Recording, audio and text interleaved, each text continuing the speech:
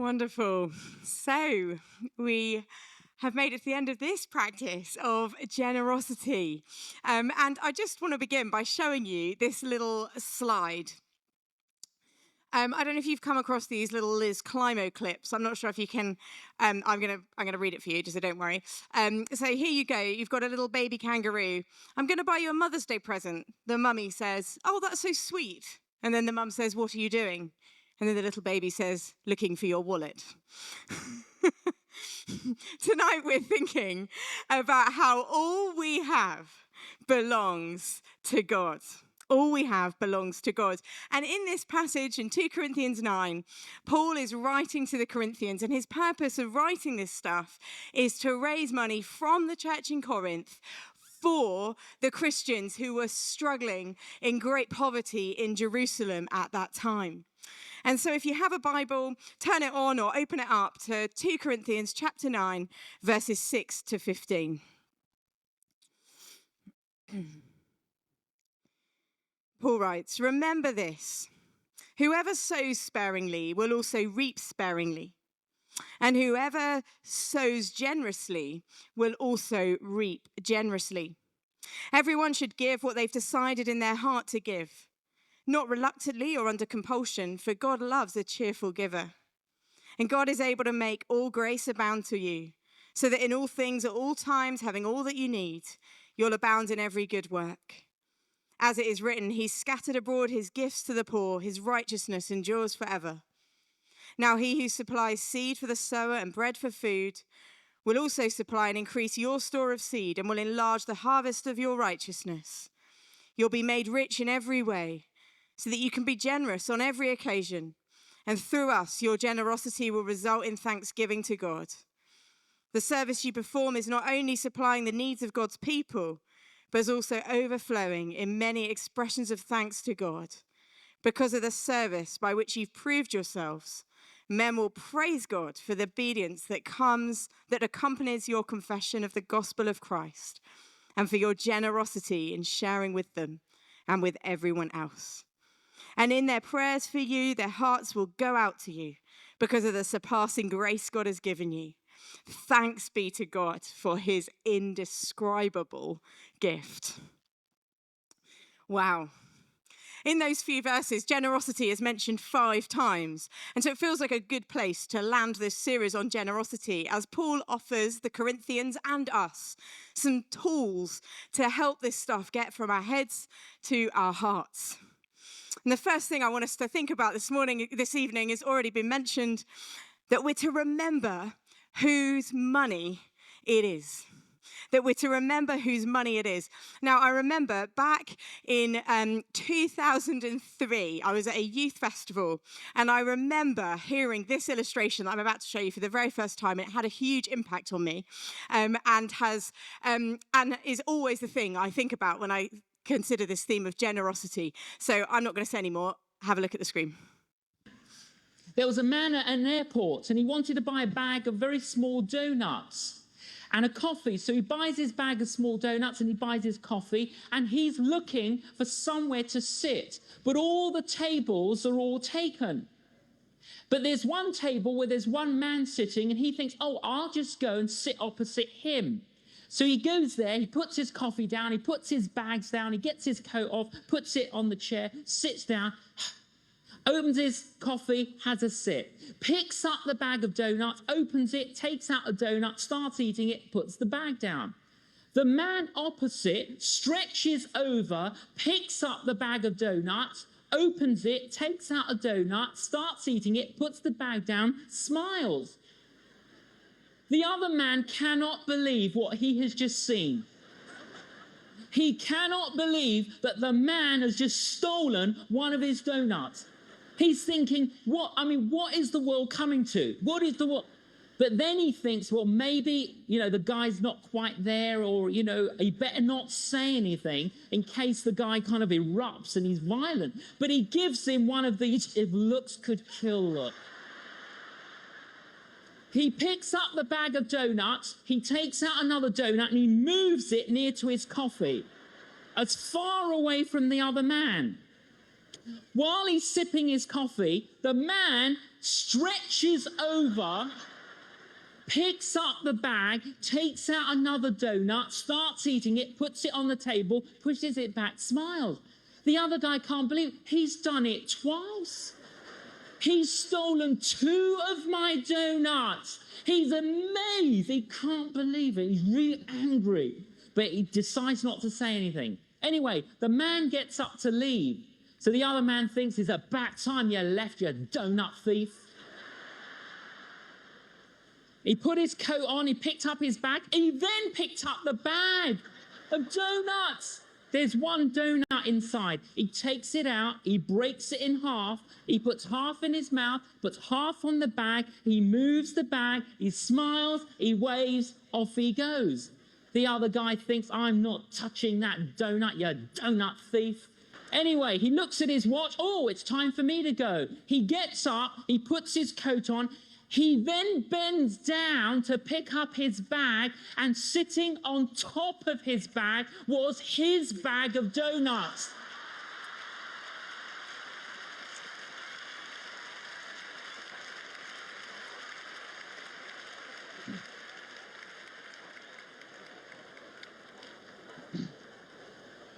He was complaining that the other man was stealing his donuts, when in fact the other man was sharing his donuts. Now, listen to me. God owns all the donuts. I've seen that so many times, but it amuses me a lot. But I think it makes the point. God owns all the donuts. In Jesus' day, there were 2 basic views of wealth. There was non-ownership, which kind of came from this idea of the Greek philosophy that all resources belong to the whole of society, that nobody kind of individually owns anything. And the other view is ownership, which was a Roman view, that basically you had absolutely authority over anything you owned, and you could do whatever the heck you liked with it, and you didn't need to give any of it to anybody else. But the view that comes to us through the scriptures and through Jesus Christ is a radical third way, not of ownership or non-ownership, but of stewardship, of caretaking, recognizing that God owns it all, and we are called to be caretakers of the resources that God has given us. And we see that right from the very first pages of the Bible, as Adam and Eve are put in the garden to work it, to take care of it, to steward it well. And it's a theme that runs throughout the Bible. In the Psalms, we read, the earth is the Lord's and everything in it. In Deuteronomy, to the Lord your God belongs the heavens, even the highest heavens, the earth and everything in it. Again and again, this theme of God owning it all. Yes, we buy and we sell and we invest and we build, but ultimately, we are caretakers in his kingdom. We are not the owners. The worldly wealth we have ultimately doesn't belong to us, but to him. And he's entrusted it to us to use it well. The Message translation of verses 10 and 11 that we've just read put it so helpfully. The most generous God, who gives seed to the farmer that becomes bread for your meals, is more than extravagant with you. He gives you something you can then give away, which grows into full-formed lives, robust in God, wealthy in every way, so that you can be generous in every way, producing with us great praise to God. You see, when we remember what J. John was saying in that clip, that God owns all the donuts, that it all belongs to God, it changes the way that we see what we've got. Whether we've got pennies or pounds, it all belongs to him. God owns it all. That's the first thing I think we need to get hold of. But the second thing is that he has entrusted it to us to use well. God calls us, secondly, to steward these resources well. And, some of the money that we have is for us to live, to provide for ourselves, to provide food and shelter, food and drink on the table, to enjoy our lives. And I want to say here, it is okay to use money to have fun, to make life comfortable, to enjoy ourselves. God isn't a stingy investor, but a loving Father who wants to bless us and give us good things. But it's not all for ourselves. Why? Well, because as apprentices of Jesus, we are called to reflect the generous heart of the God we worship to the world and to invest in things not that are temporary, but that will last for eternity in his kingdom. You know, money and worldly wealth doesn't last. We can't take with it. Life, says Jesus, does not consist in the abundance of our possessions. You know, I was thinking back to the last time I went on an aeroplane, which was a pretty long time ago. It was in 2019. And my husband and I did a holiday, island hopping in Croatia. And we flew, because we didn't have loads of money, but we flew with Wizz Air. Don't know if anybody's had that experience, but it turns out that they have, I didn't even know they were an airline until we booked it. We kind of turned up at the airport hoping it was actually real. But it turns out that they have got the tiniest hand luggage limit ever. And we didn't book any hold luggage. So in the middle of August, when David and I arrived at Luton Airport, we looked ridiculous, wrapped up in all of our clothes. But I wonder if we realise tonight that there is a smaller luggage limit than Wizz Air. And I'm not talking about EasyJet or Ryanair. When it comes to the things of heaven, there is not space for us to take anything. A day is coming when God will come back to judge the earth, and he will establish a new heaven and a new earth. And no matter how much we own, no matter how many resources we have or rich we become, we can't take any of it with us. Jesus says, sell your possessions and give to the poor. Provide purses for yourselves that will not run out. A treasure in heaven that won't be exhausted, where no thief can come near and where no moth can destroy. You see, in our lives, day to day, we want to invest in things that will last, things that will bear fruit, things that will be a worthwhile investment. Well, as we engage in this practice of generosity, as we follow Jesus into this stuff, then we are making a hugely worthwhile investment. It won't always make sense to the world. You know, I've definitely had people kind of challenge me who don't know Jesus, who aren't following him. Why do you give? You know, why are you giving? You need to save. What happens if you run out? You know, it can be quite a tricky concept. But as we give generously to the poor, as we give generously to God, as we give generously to the work of building his kingdom on earth as it is in heaven, we are stewarding our money in the best way that we ever could.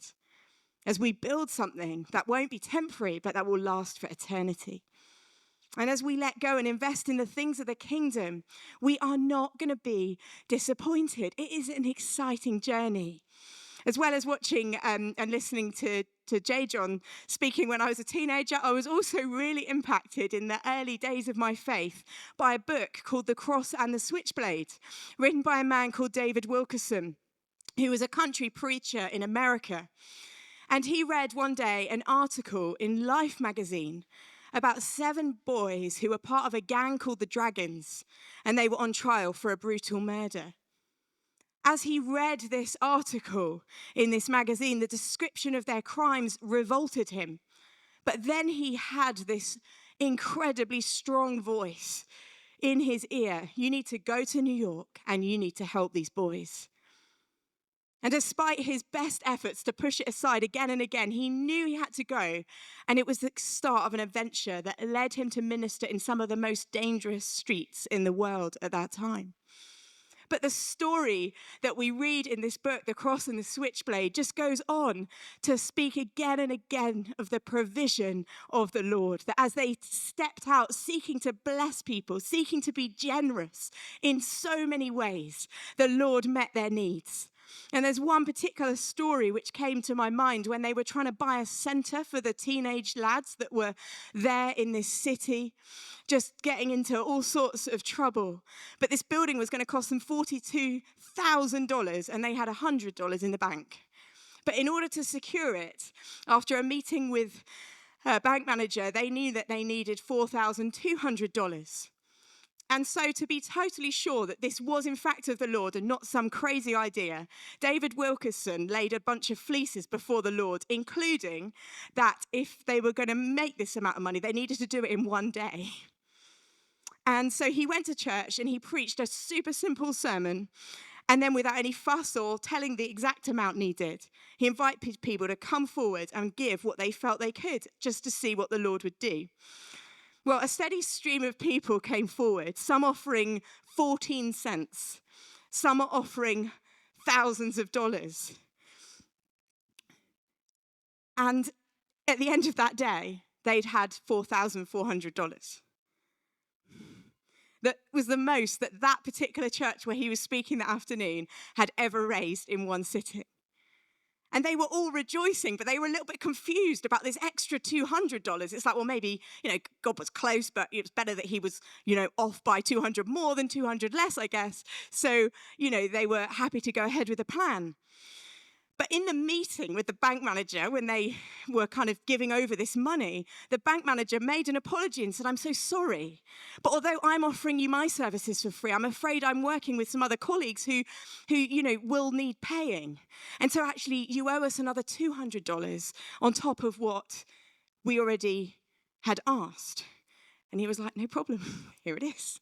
And there's story after story after story of the Lord providing. And we don't need to read books like that or look back over decades. We, I'm sure in this room, have stories in our own lives of times when the Lord has provided, because this crazy, topsy-turvy, upside-down kingdom of God living means that as we step out in faith, we don't necessarily...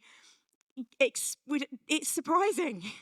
The Lord surprises us again and again with blessing and generosity, and we will not find ourselves lacking. As Tom said at the very start of this practice, our God is a God of abundance, not one of scarcity. And in my own life, I have seen this as I've stepped out, sometimes well, sometimes really badly, on this journey of generosity, that I have discovered blessing from the Lord. Whether that's a freedom from, a hold of money. And there's been times when I've been worried about money and I felt God say, no, you need to give this amount away. And it's like, no, that's not going to help me. This is what I'm worried about. But actually, when I have been obedient, and it hasn't always been the case, but when I have, I've experienced his peace and his provision, his joy.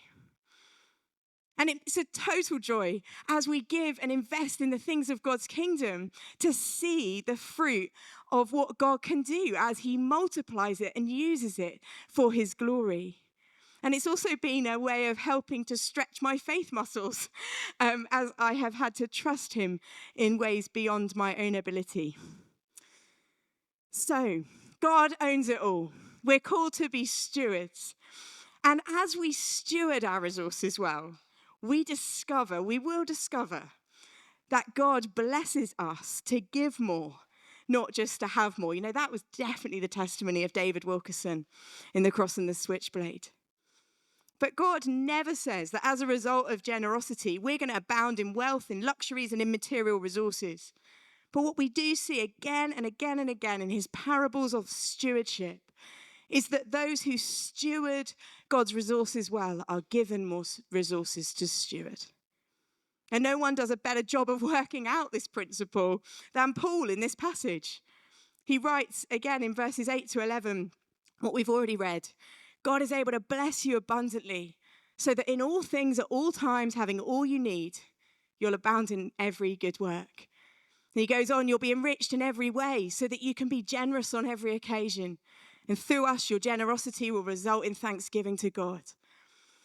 And we can read this idea of kind of giving and then being blessed and think, oh my goodness, is this some sort of prosperity gospel heresy going on? That if you give to God, that he'll give back to you, which kind of makes the motivation greed, not love. But there are two words that separate Paul's theology from prosperity heresy. And it's so that. He writes, you'll be enriched in every way so that you can be generous on every occasion. so that we can be generous. It's not about accumulating wealth and more, but so that we can be carriers of his generous heart to the world that we live in. And as we live this out, we will, as Paul writes to Timothy, take hold of the life that is truly life. As we recognize whose money it is in the first place, as we steward our resources well, we will discover life that is truly life. Just before we finish, a few kind of really practical things that might help us in terms of thinking about how might we steward our money well. Well, there are no specific guidelines, I'm sorry to say. We're told in verse 7 of this passage that we're to give what we've decided in our heart to give, but there are some helpful principles. I think one way that we can steward our resources well is, as Paul was encouraging the Corinthians, to give to people in need. In Acts 2:45, we read that they gave to everyone and anyone as they had need. And I'd love to show us this little video that Si put together and showed earlier in the day, but just a way of the resources that we give into the life of this church in whatever way we do that in whatever capacity, that actually a huge amount of that is given to people in need. So have a look at this little video to find out what's going on.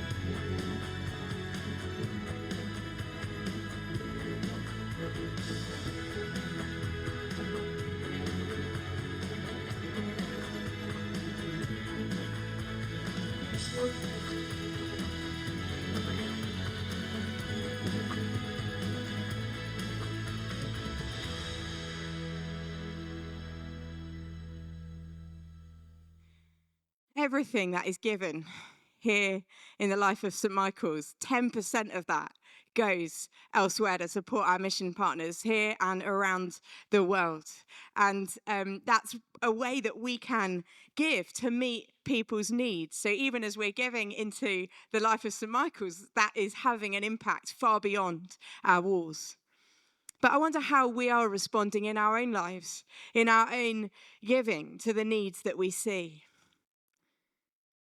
You know, and at times it can feel overwhelming. It's like, where do we even begin? We can see need everywhere.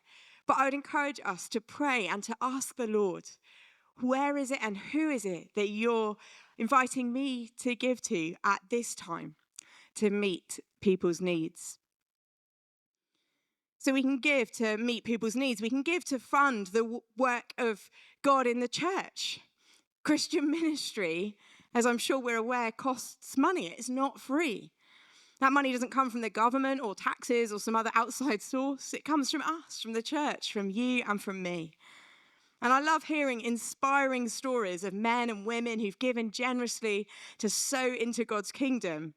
But I don't think we actually have to look that far. I think we need to look around us in this room tonight.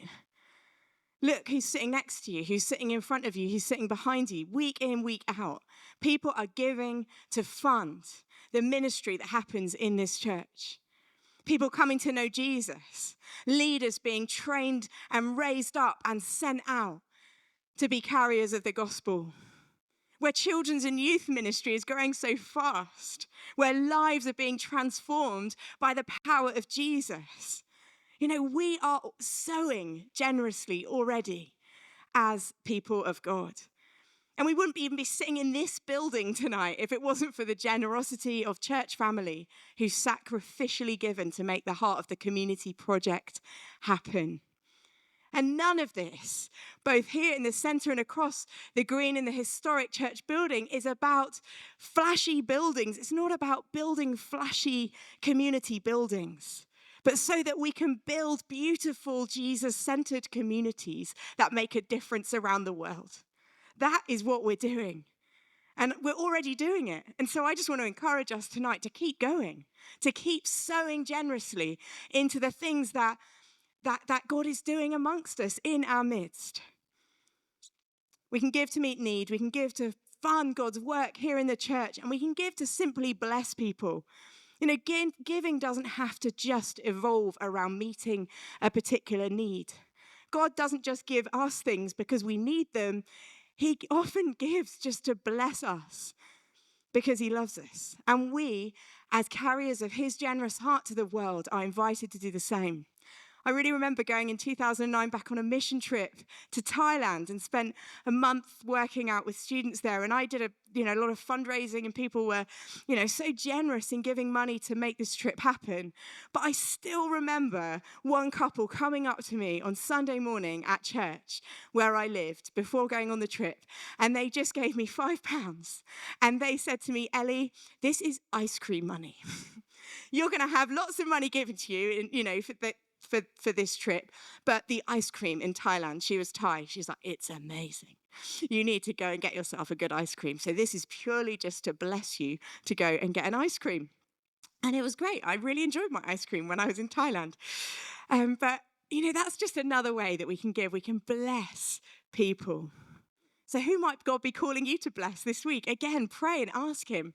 And it doesn't have to be some major extravagant thing. It might just be an ice cream or a cup of coffee. That we can be carriers of his generous heart in that way too. And as we give generously, as we steward our resources well, we also bless him. We bless the heart of Jesus. We read in verse 12, this service that you perform isn't just supplying the needs of the Lord's people, but is overflowing in expressions of thanks to God. It's part of our worship, as Ian's already shared with us. We don't need a guitar to lead worship. We can worship the Lord with our wallets as well. But how much? How much do we give? So there's some ways we can steward our money well, but how much do we give? Well, verse 7, I bring us back to that. Each of us has decided each of us should give what we've decided to give, not reluctantly or under compulsion. And just some really quick, helpful principles for that specific question, which I know I have asked a lot of times, and I'm sure lots of us are asking, well, how do we even know where to begin with the amount? Okay, we might know where to give to, but how much are we giving? First fruits is a really helpful starting point. As soon as we receive money, give some of it away. Maybe it's a case of setting up a direct debit that you just have go out of your account at the beginning of each month, not once you've decided where else to spend all your money, but actually as a first port of call before it gets a chance to control us. And if I didn't do that, I think I'd think of 100 different reasons where my money might go.